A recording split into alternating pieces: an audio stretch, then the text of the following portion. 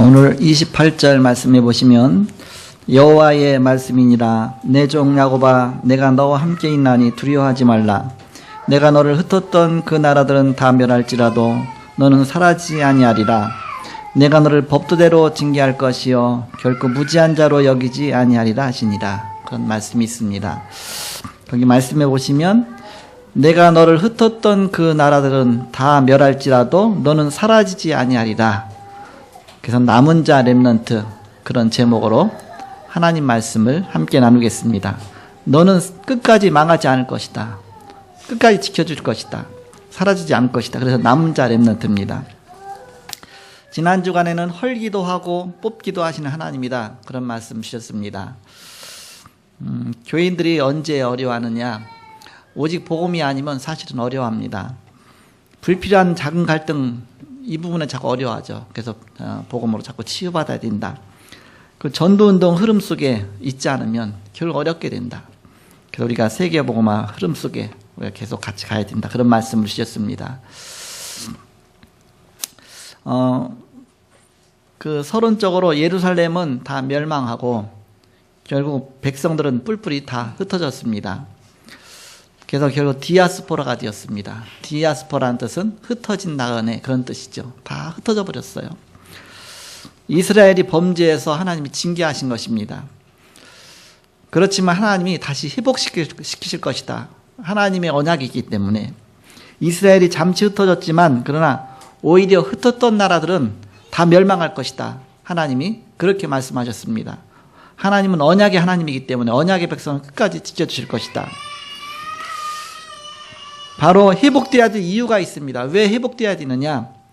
구원자 메시아가 이스라엘을 통해서 오셔야 되기 때문에 이스라엘이 망하면 안 돼요. 다 없어지면 안 됩니다. 그래서 끝까지 남아 있어야 되는 것이죠. 그것이 언약의 하나님입니다. 언약을 성취하시겠다, 그런 뜻이죠. 그 방법을 말씀하셨는데, 희망이 없다고 할 그때에 하나님은 선지자를 통해서 예언하셨어요. 이사야 7장 14절에 보니까 보라, 처녀가 잉태하여 아들을 낳을 것이요 그 이름을 임마누엘 하리라. 보라, 처녀가 잉태하여 아들을 낳으리라. 자, 결혼하지 않은 처녀를 통해서 성령으로 잉태해서, 그 얘기는 뭐냐면 남자의 씨를 받지 아니하고 성령으로 직접 잉태하셔서 이 땅에 오실 분, 즉 원죄가 없어야 되기 때문에 죄 없는 분이 이 땅에 오실 것이다. 하나님 영으로, 바로 그 영은 하나님이시고 육신은 사람이지만 그 신성과 인성 두 가지를 같이 갖고 계신 분이 오실 것이다, 그런 뜻이죠. 우리의 구원자의 자격 요건입니다. 구원자는 두 가지를 다 이룰 수 있어야 돼요. 하나님도 또 사람도 서로 연결시켜줄 수 있는 다리 역할을 해야 됩니다. 그래서 신성의 손을 갖고는 하나님에게 연결되고 인성의 손을 갖고는 우리 사람에게 연결돼서 다리 역할을 하시는 것입니다. 그분이 오실 것이다. 그래서 그것을 다른 말로 어떤 단어를 쓰셨느냐면 바로 렘넌트라는 단어를 쓰셨습니다. 밤나무 상수리나무가 다 배임을 당하여도 그 그루터기는 남아있는 것 같이 거룩한 씨가 이 땅의 그루터기다. 다 배임을 당하지만 그루터기가 남아있는 것처럼 이 땅의 씨가 그루터기다. 즉 렘넌트가 일어나서 이 중요한, 엄밀히 말하면 그 렘넌트가 그리스도를 말하는 겁니다. 끝까지 살아남아서 바로 그 영적인 혈통으로 끝까지 살아남아서 그 혈통이 이어져 갖고서 그리스도가 그 뿌리를 통해서 오실 것이다. 남은 자를 통해서 오실 것이다. 렘넌트가 바로 이제는 언약 가진 자죠. 그 터전 위에서 이 땅에 그리스도께서 오실 것이다. 그렇게 말씀하신 것입니다. 그래서 렘넌트 운동이 얼마나 중요하냐? 지금 우리가 렘넌트 운동을 하고 있습니다. 우리 자녀들, 우리 후대들이 얼마나 중요하냐? 너무나 중요하죠. 우리 후대들이 앞으로 미래를 이끌어갈 사람들입니다. 그래서 우리는 이들을 잘 세워주고 살려주고 렘넌트 운동 펴야 된다. 그런데 렘넌트들이 태어날 때부터 12가지 문제로 12가지 잘못된 각인들로부터 자꾸 각인되어지고 뿌리내리고 체질되어진 가운데 이때까지 왔거든요. 그래서 그런 부분을 치유해줘야 되죠. 눈에 안 보이는 전달을 받았어요. 어떤 전달을 받았느냐? 보이지 않게 창세기 3장, 6장, 11장 그것을 계속 교육받은 겁니다. 근데 그 배경 속에 자랐기 때문에, 그 배경 속에 부모님이 있기 때문에, 그 가문이 있기 때문에 눈에 보이지 않게 전달받은 것이 있습니다. 그것이 문화입니다. 문화가 세상 문화입니다. 알고 보면 사도행전 13장의 무당 문화, 16장의 점술 문화, 19장의 우상 문화, 보이지 않게 다 세상 문화, 그거하고 엄청나게 열심히 퇴기교도 하고 또 어렸을 때 막 교육도 시키고 해서 복음만이 다른 것으로 자꾸 심어줬거든요. 그래서 자신도 모르는 나중심의 그 6가지 상태가 바탕에 쫙 깔려 있어요. 그래서 집에서 전달받은 또 가문과 가정 부모로부터 전달받은 것이 많이 있는데 유아 유치 때부터 세상 것으로 기능과 예능과 여러 가지 다 전달받았죠. 또 이념과 사상과 무신론 교육을 받은 것입니다. 언약적인 교육받은 것이 다 세상 것을 먼저 교육받았거든요. 무엇이 먼저 들어갔냐 중요하죠. 그래서 알고 보면 본질이 하나님을 거부하는 교육을 자꾸 받은 거예요. 그러다 보니 그런 후회진 세상 밖으로 나온 것입니다. 그래서 이제 우리 렘넌트를 보면서 마지막 기회다. 마지막 기회. 그런 중심으로 우리 렘넌트를 자꾸 살려주고 세워줘야 됩니다. 어떻게 하나님 하기 원하시느냐? 우리가 어떻게 하면 되겠느냐? 첫 번째는 가르치는 부모와 교사가 중요합니다. 먼저 부모가 은혜 받고 부모가 복음 언약이 있지 않으면 절대 내 과거에 다른 것 갖고 자녀를 교육하기 때문에 다른 거 열심히 하지만 결국은 하나님하고는 정말 전혀 관계없는 것을 자꾸 세워주죠. 그럼 나중에 오히려 복음 들어가기가 더 힘들게 되죠. 그래서 먼저 우리 부모들이, 우리 교사들이 먼저 영적인 힘을 가져야 됩니다. 그렇지 않고 이 사역하게 되면 결국 문제가 오게 되죠. 그런 다음에 렘넌트에게 네가 누구냐? 그 정체성을 가르쳐야 된다. 네가 누구냐? 너 렘넌트다. 너는 끝까지 살아남은 하나님 자녀다. 사단이 뭘 싫어하겠습니까? 우리 인생의 문제가 무엇이 가장 큰 문제입니까? 우리 눈에 보이지 않게 창세기 3장부터 시작된 문제가 창세기 6장, 11장 여러 가지 문화로 불신자 여러 가지 상태로 우리 자신에게 뿌리 내렸는데 여기서 빠져나오는 걸 가장 싫어하는 겁니다. 그래서 그러잖아요. 마귀의 5가지 전략이 있다 그러잖아요. 5가지 전략. 또 4가지 전략이 있다 그러잖아요. 어떤 전략이냐? 절대로 그 우상 숭배하는 그 속에서 빠져나오지 말라. 절대로 미신 섬기는 그 속에서 빠져나오지 말라. 절대로 죄와 저주 가운데서 빠져나오지 말라. 그게 마귀의 소원이고 소원이다. 소원이다. 근데 어느 날 복음을 받거든요. 그러니까 복음 받는 걸 너무 싫어하잖아요. 복음이 전달되는 건 너무 싫어하는 겁니다. 그래서 어느 날 복음 받았어요. 복음 받고서 이제는 예수를 영접하잖아요. 그때 이제 마귀는 그러면 어쩔 수 없다. 복음 받은 거는 빼낼 수가 없으니까. 하나님 자녀된 것은 바꿀 수가 없으니까. 그거는 어쩔 수 없고 절대로 하나님 자녀 된 데까지만 살지 하나님 자녀로서 그 축복 더 받는 쪽으로 가지 말라. 그래서 은혜 받고 힘을 얻고 막 예배가 좋고 막 주일마다 막 예배 드리고 성공하고 그 신앙생활 성공하는 쪽으로는 절대로 가지 말라. 자꾸 이 일 갖고 저 일 갖고 방해하는 겁니다. 막 이런 사건 터지고 저런 사건 터지고 자꾸 방해하죠. 그런데 주일날 은혜 받죠. 예배 성공하죠. 말씀 보고 자꾸 기도하죠. 그러니까 이제는 은혜 받는 것도 이제는 더 이상 막을 수가 없구나. 그럼 사단이 그 다음 전략 어떻게 펴겠습니까? 그 응답이 오니까 자유는 응답이 오게 돼 있죠. 그 다음에는 너만 예수 믿지. 절대 너가 똑같은 녀석 만들어내지 마라. 그냥 너만 예수 믿지. 또 다른 사람 예수 믿게 하지 마라. 절대 전도는 하지 마라 그랬죠. 그러니까 사단의 이제 최후의 그런 발악이 나오는 겁니다. 전도자가 되지 못하도록. 그럼 전도자 되기까지가 얼마나 많은 우여곡절이 있습니까? 처음에 예수 믿을 때 얼마나 좋습니까? 막 기쁘고 내가 하나님 자녀 됐다는 데 얼마나 기쁩니까? 거기까지는 이제 허용하거든요. 근데 그 다음부터를 조금 허용 안 하는 거거든. 단계로 가다 보면 나중에 최종적인 건 뭐냐? 절대로 전도하지 마라. 전도하지 마라. 전도자가 되어지는 것을 방해하는 겁니다. 끝까지 살아남아 갖고서 정말 이 복음 전하는 자, 그걸 방해하는 것이다. 그래서 항상 보면 시대마다 역사를 움직였던 사람들 보면 끝까지 살아남은 사람들을 통해서 하나님이 그들을 통해서 역사를 움직이셨어요. 그것이 성경 역사의 7명의 렘넌트들입니다. 이런 문제, 저런 문제, 죽음의 문제, 위기의 문제, 노예로, 포로로 엄청난 문제가 많이 왔는데 그 속에서 끝까지 살아남은 자들이 있습니다. 끝까지 언약 붙잡고 살아남은 사람들이 있어요. 그 사람들 통해서 그 시대를 바꿨고 그 시대를 살렸습니다. 출애굽할 때는 수백만 명이 출애굽했잖아요. 근데 도중에서 다 장사 지내고 이제는 렘넌트들만 이제는 언약 땅 들어갔습니다. 그리고 이제는 나이 많은 사람 중에는 여호수아 갈렙만. 그래서 끝까지 언약 붙잡고 살아남은 사람 통해서 항상 시대를 바꿨습니다. 예수님을 수천 명이 따라다녔거든요. 오병의 역사 일어나면서 5천 명 먹이시고 4천 명 먹이시고 굉장히 예수님 믿는 사람 많았지만 그러나 끝까지 살아남아서 정말 십자가를 지고 주님을 따라갈 수 있는 사람은 12사도. 그 중에서 또 가룟유다는 제외하고 11명. 그 중심으로 해서 하나님이 세계의 복음을 이루신 것입니다. 끝까지 살아남은 자죠. 복음 갖고 끝까지 살아남는, 사단이 거기까지 가지 못하게 하는 것이다. 나는 언약 붙잡고 끝까지 내가 살아남는다. 사단이 계속 공격하는데 흔들리지 않고 복음 앞에 끝까지 살아남는 자로. 그것이 바로 남은 자 렘넌트입니다. 우리가 렘넌트가 되기 위해, 렘넌트를 세우기 위해서 어떻게 우리가 정말 렘넌트를 자꾸 이렇게 렘넌트의 발판이 되어갖고 렘넌트를 세워나가야 되겠냐. 이제 그것이 오늘 내용입니다. 첫 번째가 뭐라고 그랬어요? 첫 번째, 바로, 네가 누구냐? 그걸 가르쳐야 된다. 그 속에서 이제는 렘넌트에 대한 자부심도 나오거든요. 그 속에서 렘넌트에 대한 자부심도 나오고, 자존심도 나오고, 자긍심도 나오고, 다 나오거든요. 그래서, 내가 렘넌트다. 나는 하나님 자녀다.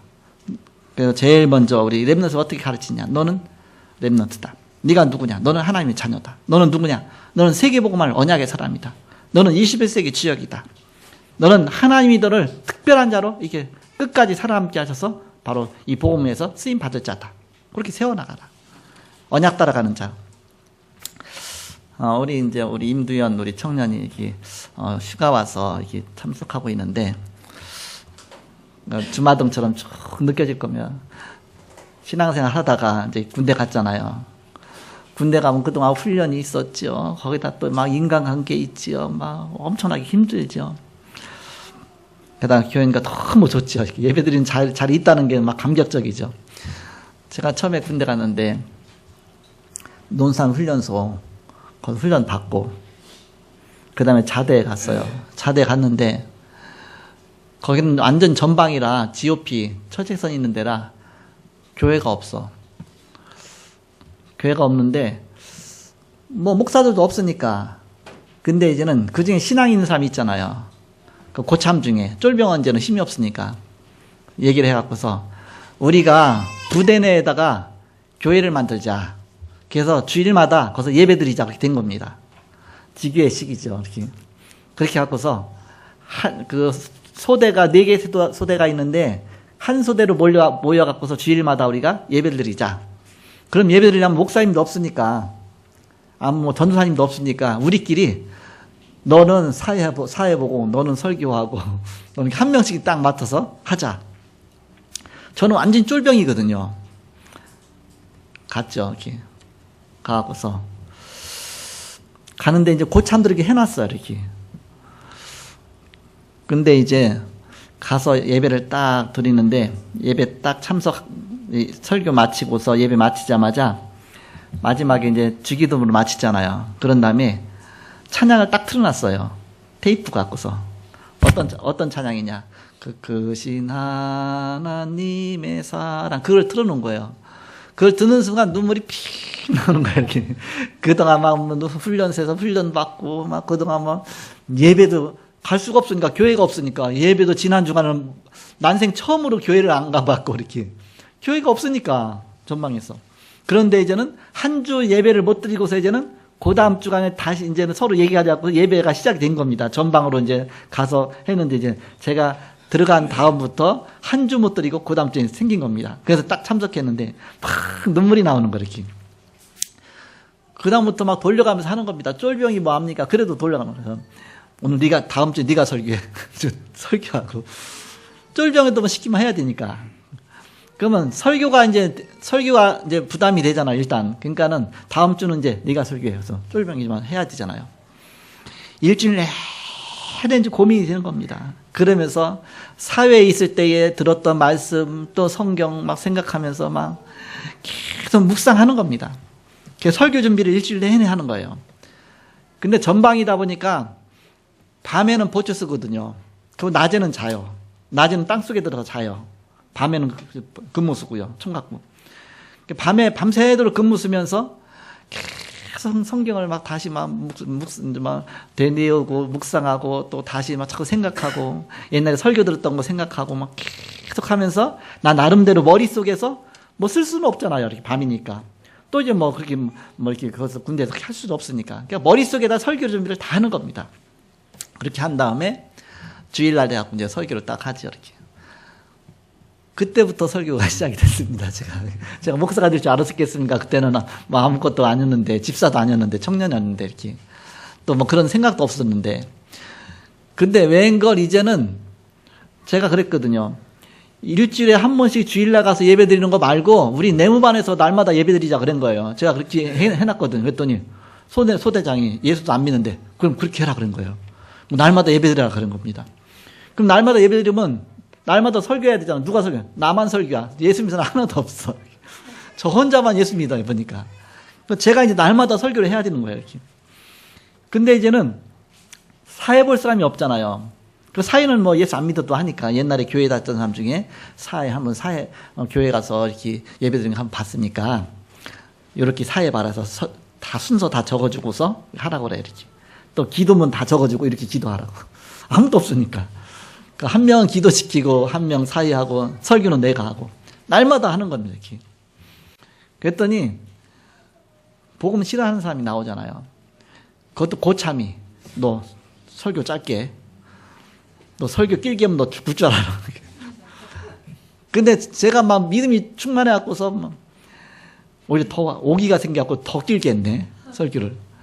그 다음 또 부르는 겁니다. 부르려고.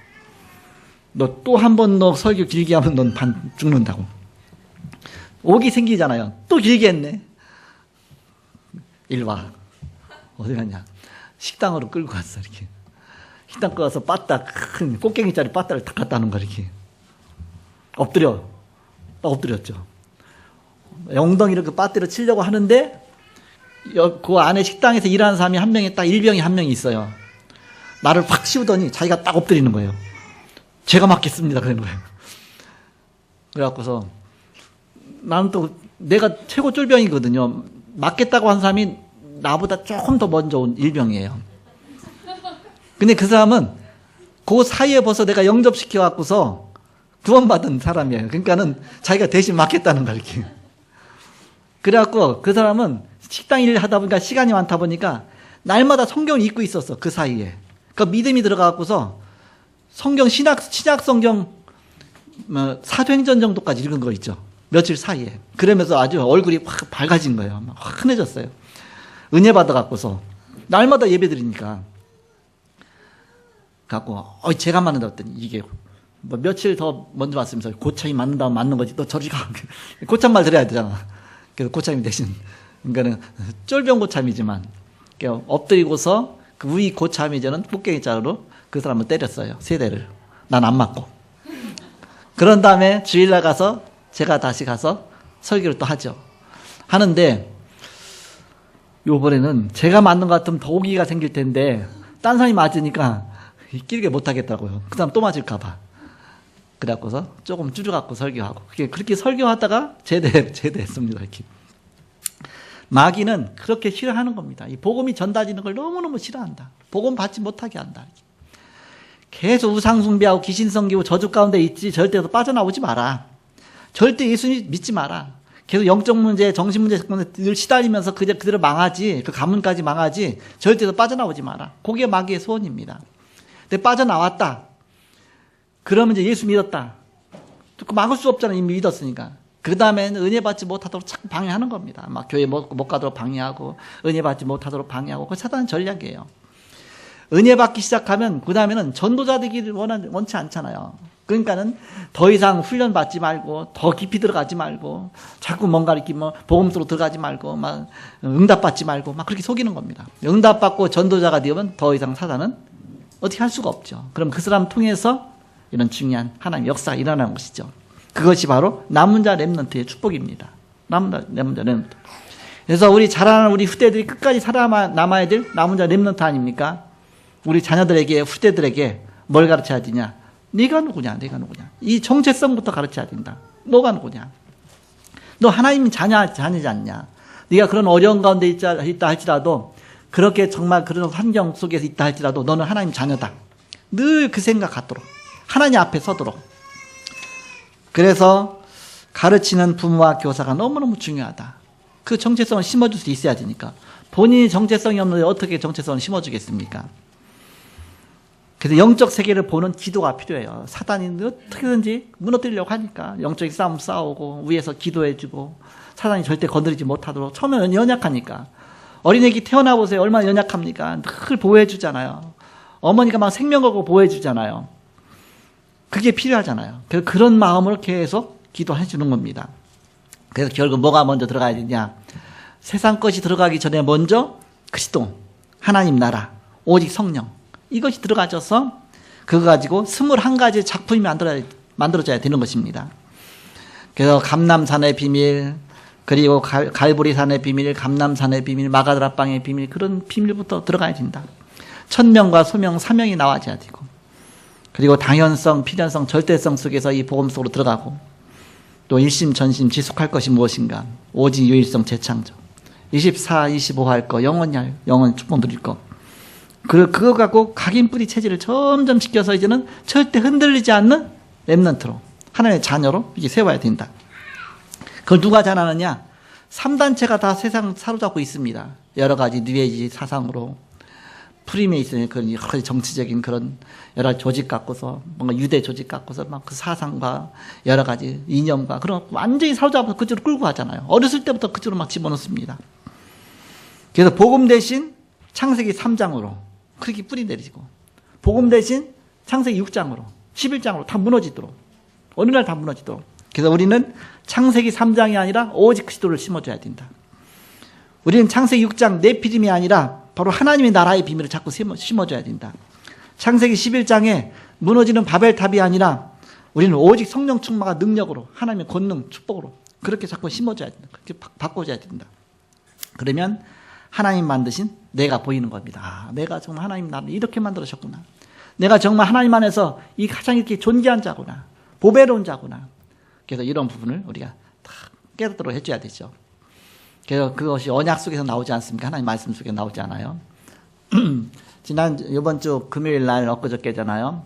새벽 예배는 이제 베트남 지귀에서 새벽 예배 하잖아요. 이제 우리 지태한 장로님이 메시지 하고 명현주 우리 권사님이 사회 보고. 그래서 메시지 듣고 했는데 좋더라고. 이렇게 화면도 잘 나오고.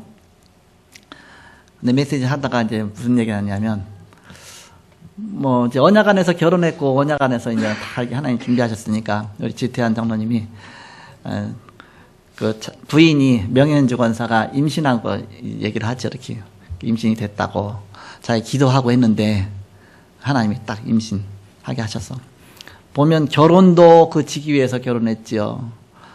그 임신하고 거기서 또 자녀를 태어날 거 자녀 태어날 거 아닙니까? 그러다 보니까는 그거 이제 임신한 걸 안 날 이제 강단 메시지가 뭐였냐면 불신앙의 뿌리였대요. 이렇게 저번 주에 몇 주 전에 불신앙의 뿌리였잖아요. 그 불신앙의 뿌리를 없애는 길이 선교의 뿌리다. 선교의 뿌리. 그래서 태명을 뭐라고 하나 선뿌라. 그래서 선뿌 태명을 졌는데, 이제 자녀 나오면 자녀 이름을 생각해야 될 거 아닙니까? 생각하다가 모든 게 다 지교에서 이루어졌으니까 이름을, 성이 어차피 지시니까 지교회 그렇게 이름을 짓자. 딸이면 교회, 아 교회야 하면 괜찮을 것 같은데 아들이면 지교회라 짓게다. 그렇게 한번 할까 생각 중이어서 얼마나 웃었는지. 백골 지교회. 하필이면 지시니까 딱 맞아. 이렇게 아 좋겠다. 그날인데 저녁 때 사역자 모임에 모여서 그 얘기를 하면서 박장대소라고 웃었는데, 내가 운동하다가 딱 생각했어요.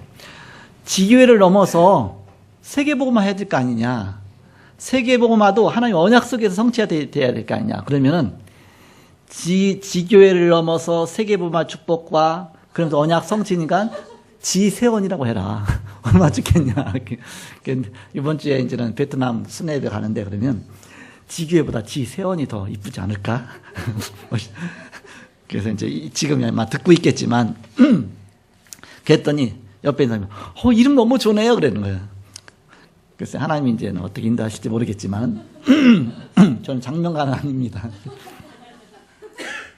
그래서 우리는 복음과 언약 안에서 오늘 이제는 시원이가 처음 왔잖아요. 난생 태어나서 처음으로 이제는 시원이가 이제 아기가 이제는 왔어요. 또 시원이 엄마도 이제는 얼마나 좋겠어요. 그동안 아기 때문에 예배 못 드리고 정말 태영아부터 해서 계속 있다가 이제는 예배 태어나고 나서 지금까지 교회 영상으로만 봤겠지만 오니까 얼마나 좋겠어요. 아기 보고 있는데 또 이제 할머니가 아기는 또 안아주지 얼마나 좋겠어요. 얼마나 은혜가 되겠습니까? 그 시원. 그 이름에는 항상 뜻이 있잖아요. 기도 제목이 있는 것이죠. 그래서 나와 전도자를 시원케 하는 자다. 시원케 하는 자. 성경에 나오잖아요. 시원케 하는 자. 복음을 위해서 하나님을 시원케 하는 자가 된다. 다 뜻이 있습니다. 그래서 바로 기도 제목이 담겨있는 그게 언약입니다. 네가 누구냐 그걸 깨닫게 하는 겁니다. 그래서 하나님이 너를 아브라함이라 하지 말고 아브라함이라 그랬잖아요. 열국의 아비다 그랬잖아요. 그래서 항상 사람들이 부를 때마다 맞다. 내가 많은 사람을 살리는 열국의 아비다. 그걸 늘 생각하라고. 이름에는 기도 제목이 담겨야 됩니다. 이름에는 나의 정체성이 담겨야 됩니다. 내가 누구냐. 내가 어떤 사람이 돼야 되느냐. 어떤 축복 누려야 되느냐. 그런 의미에서 지교에 좋죠. 또 지세원도 좋죠. 이렇게. 어쨌든. 그래서 하나님의 언약 성취 안에서 축복 속에 가는 것이다. 자, 우리 렘넌트를 어떻게 키워야 되냐. 어떻게 정말 렘넌트로 자라게 해야 되냐. 두 번째입니다. 두 번째는 네가 얼마나 가치 있는 존재냐. 네가 얼마나 정말 귀중하고 가치 있는 존재냐. 그걸 심어줘야 된다. 그래서 렘넌트에게 너의 것을 찾으라고 이렇게 해줘야 됩니다. 네가 얼마나 가치 있는 존재냐. 저는 그 7남매 중에 외아들로 태어났기 때문에 어렸을 때부터 굉장히 자긍심에 대한 걸 많이 심어줬어요. 이렇게. 넌 아들이지 않느냐. 너는 하나밖에 없는 아들. 너 없으면 나도 없다. 그렇게 하니까 늘 그 생각이 들잖아요. 그러니까 나는 존귀한 자구나. 나는 귀중한 존재구나. 늘 생각하잖아요. 그래서 너는 렘넌트다. 넌 하나님의 자녀다. 넌 진짜 귀중하다. 네가 얼마나 가치 있는 존재냐. 그 가치를 알게 하는 겁니다. 네가 얼마나 귀중한 자냐. 그걸 깨닫게 하는 겁니다. 우리 렘넌트에게. 그럼 절대 무너지지 않는다. 어려움 속에서도 흔들리지 않는다. 복음 안에서 찾으면 절대 무너지지 않는다. 그런 자녀로 세워나가는 겁니다. 성경에 보니까 그렇게 세웠어요. 7명의 렘넌트를. 창세기 22장 1절에서 20절에 보니까 모리아 산에서 이삭이 번제물로 죽을 뻔했잖아요. 이렇게. 근데 이삭 대신 누가 죽었느냐? 수양이 대신 죽었잖아요. 그러면서 이삭의 중요한 바로 가치를 발견하는 시간이죠. 이렇게. 그래서 내가 너무나 존귀한 자구나. 하나님이 나를 살리시기 위해서 수양을 대신 죽게 했구나. 근데 알고 봤더니 수양이 누구의 비밀입니까? 오실 메시아의 비밀 아닙니까? 그리스도께서 대신 피 흘려 죽으시고 나를 살리셨다. 그럼 내가 얼마나 귀한 자냐. 바로 하나님이 여러분을 구원하시기 위해서 그리스도께서 십자가에 달리실 정도로 여러분이 귀중하다. 그 얘기입니다. 천에 하나 만에 하나 바로 뽑아갖고 여러분을 구원하신 거 얼마나 귀중하냐. 만약에 나밖에 이 세상에서 나 홀로만 있어요. 아무도 없고 나 혼자만 있다. 근데 예수님이 이 땅에 오셨다. 예수님 나를 위해서 죽어주시겠느냐. 나 하나를 위해서도 예수님이 십자가 죽으실 것이다. 왜? 나를 구원하셔야 나를 통해서 또 계속 복음이 전달돼갖고 전 세계에 복음이 증거될 거 아닙니까? 그렇게 하나님 언약 가진 자를 귀중하게 여기신다. 그래서 바로 너의 가치를 찾아라. 우리 렘넌트에게 너 하나가 살면 네 후대가 산다. 너 하나가 살면 너의 가는 현장 발걸음마다 모든 현장이 사는 것이다. 너는 빛이다. 바로 그런 중요한 바로 너의 것을 찾아라. 가치를 깨닫도록 해줘야 되죠. 창세기 37장 1절에서 11절에 보니까 요셉 하나가 살으니까 애굽 전체가 살고 이스라엘 전체가 살았어요. 꿈을 통해서 요셉의 가치가 간접적으로 전달됐죠. 해와 달과 별이 요셉을 향해서 절을 하고 그 정도로 하나님께서 귀중한 존재를 하나님이 세우신 것입니다. 언약 가졌기 때문에. 출애굽기 2장 1절에서 10절에 보니까 모세입니다. 모세가 태어나자마자 죽을 뻔했잖아요. 근데 하나님이 특별한 방법으로 살리셨잖아요. 그러면서 그 모든 과정들을 모세는 모르잖아요. 근데 누가 알려줬습니까? 왜 하나님이 그 모세를 살리시고 모세를 그렇게 존귀하게 여기셨겠냐. 출애굽기 2장 1절에서 10절에 보니까 바로 모세의 어머니 요게벳이죠. 요게벳이 선생도 되고 유모도 되고 유모 역할도 하고 엄마 역할도 하고 그 세 가지 역할을 다 한 겁니다. 그러면서 그 모세에게 그 가치를 계속 가르친 겁니다. 너는 모세다. 너는 물에서 건져낸 밭. 너는 참 다 죽었는데 너만 살았다. 하나님 너만 특별히 살리셨다. 너를 통해서 하나님이 하실 일이 있다. 계속 중요한 것을 심은 겁니다. 그 21가지 중요한 부분을 다 심은 것입니다. 그러면서 80세가 되던 날 하나님 모세를 쓰신 것입니다. 그래서 어머니에게 들었던 그 언약, 그걸 깨닫게 되고 그 언약 붙잡고 승리하게 되죠. 그때부터 그렇게 쓰임받게 됩니다. 사무엘상 17장 18절에서 20절에 보니까 다윗입니다. 다윗 보잘것없이 형들 앞에 형들은 제일 말째 키도 작고 절 보잘것 없었어요. 그런데 사무엘 선지자가 기름 부으면서 성령이 임하면서 중요한 비밀을 깨닫게 되죠. 그러면서 다윗의 그 부모 아버지 이새가 이제는 다윗을 특별하게 보는 겁니다. 그럼 다윗에게 심부름 시키면서도 뭐라고 말하냐? 증표를 받아와라. 너희 기름 부었다는 얘기는 네가 왕이 될 텐데 그럼 네가 왕이 될 증거가 있어야 되지 않냐? 증표를 받아와라. 어떤 증표 받아왔습니까? 나중에 골리앗을 죽였잖아요. 이렇게 그 어마어마한 장수 골리앗과 싸워 이겼잖아요. 앞으로 왕이 되면 골리앗을 이겨야 될 거 아닙니까? 그런 어마어마한 증표를 가져가게 되는 거 아닙니까? 그래서 시편 78편 70절에서 72절에 보니까 하나님은 다윗이 목장에 있을 때 벌써 왕으로 삼으셨다. 왕으로 집어넣으셨다. 그런 다음에 그 왕으로 세워나가신 것입니다. 많은 과정 속에서. 열왕기상 18장 1절에서 13절에 보니까 그 엘리야와 엘리사 이야기 나오지 않습니까? 거기에 보니까 오바댜가 100명의 선지자를 숨기고 살려주잖아요. 근데 그 100명의 선지자 또 엘리야, 엘리사 그들의 중요한 것을 깨달았죠. 너의 것이 무엇이냐? 그걸 알린 겁니다. 그래서부터 도단성 운동이 일어나게 된 것입니다. 시대를 살리는 운동이 일어나게 된 것이죠. 이사야 6장 13절에 보니까 포로 시대 때에 다 망할 것이다. 다 망할 것이다. 헐리고 뽑힐 것이다. 다. 근데 그루터기는 남을 것이다. 희망을 갖추는 것이죠. 다 뽑았다. 근데 특별하게 하나가 남을 것이다. 그럼 그 얼마나 귀하냐? 얼마나 그 하나님 하실 일이 있냐? 오늘 아침에 일부 예배 때 우리 신혜련 권사님이 기도하잖아요.